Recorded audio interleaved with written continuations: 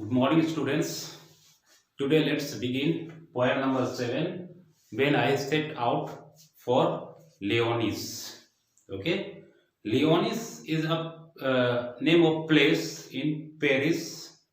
Okay, now England. Okay,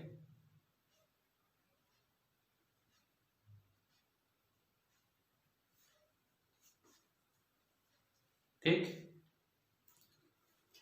Okay, so before we begin the poem, let's see the introduction which is given in the uh, poem itself. Okay, as a young apprentice architect.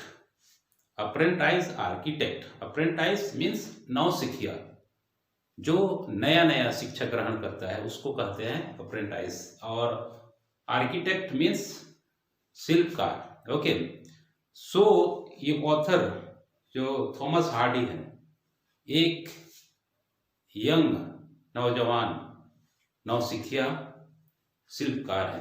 Okay, British poet and novelist Thomas Hardy once visited Paris to supervise the restoration of a church. तो ये जो Thomas Hardy है ये एक British poet है और एक novelist है ना. इन्होंने एक चर्च की मरामत के लिए एक पारिस का मतलब होता है जहाँ पे जो क्रिश्चियन मिशनरी, जो प्रीस्ट, जो पुजारी रहते हैं उस जगह को कहते हैं पारिस. ओके, तो वहीं पे चर्च की मरम्मत रेस्टोरेशन मतलब मरम्मत करना. तो उसी में ये विजिट करने के लिए जाते हैं.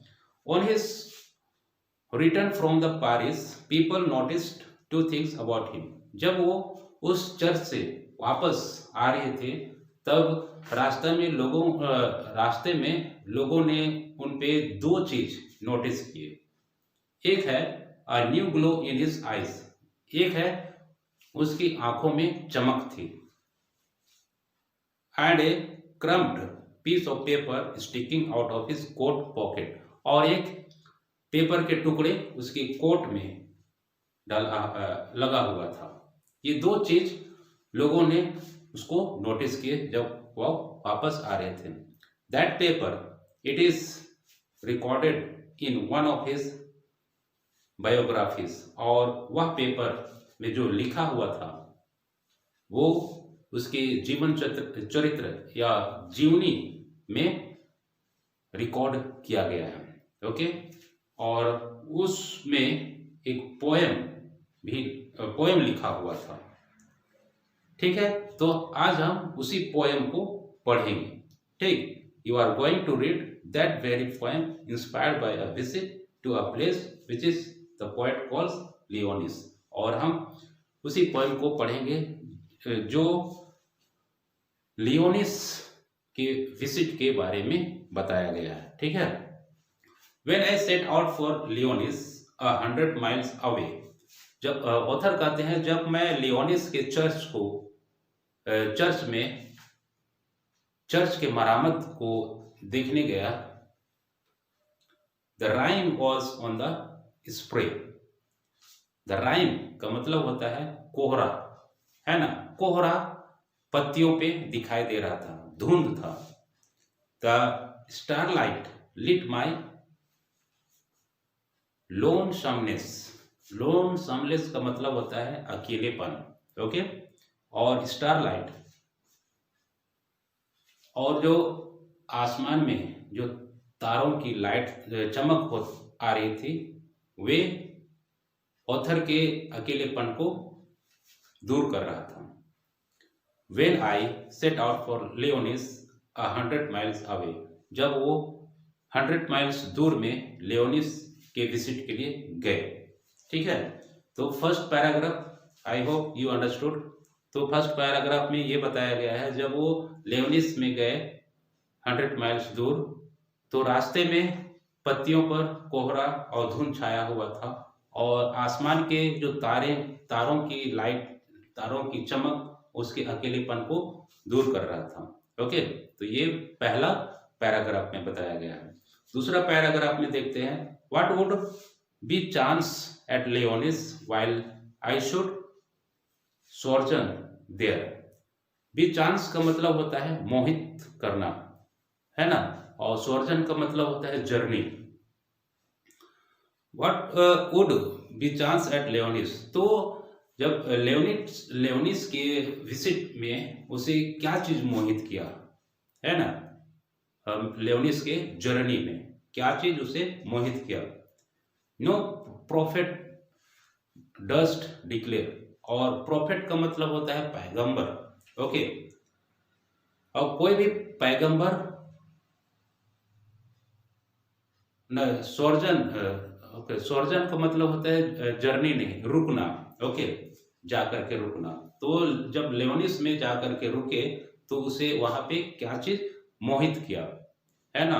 इसके बारे में कोई प्रॉफिट बता नहीं सकता है, कोई भी पैगंबर बता नहीं सकता है, और ना ही कोई बुद्धिमान जादूगर उसके बारे में गेस करके बता सकता है। ठीक है, what would be chance at लियोनिस while I should sojourn there, है ना। तो उसे कोई भी गेस नहीं कर सकता है जब वो लियोनिस में रुके। ओके,